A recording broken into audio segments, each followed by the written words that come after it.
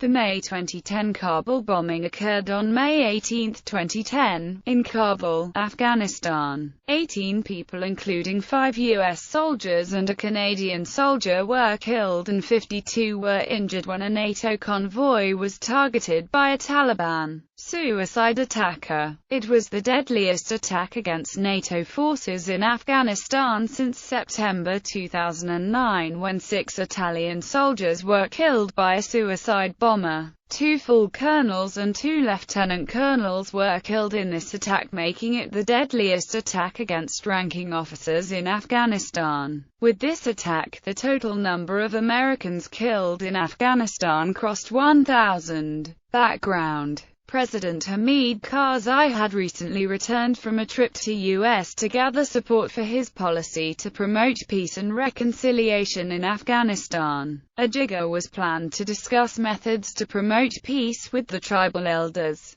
Also, a military offensive was being planned in the Kandahar province. Shortly before this attack, Taliban had announced Operation Al-Fatah that would target NATO forces, foreign diplomats, contractors and Afghan government. Afghan police had set up several extra security checkpoints this year. In spite of these measures, the bomber was able to drive his vehicle into the city. Attack: The bomber, driving a Toyota minivan packed with more than 1,600 pounds of explosives, drove into a convoy of American military vehicles moving down the Dar al-Aman road at about 8 a.m. local time and exploded. The blast created a deep crater in the road near the ruined Dar al-Aman Palace. The bombing happened during the rush hour close to the National Assembly of Afghanistan. The blast destroyed 5 U.S. military vehicles and 13 civilian vehicles. Most of the dead were Afghan civilians, including women and children, in a public bus which was driving by when the explosion happened. 5 U.S. soldiers were among the dead.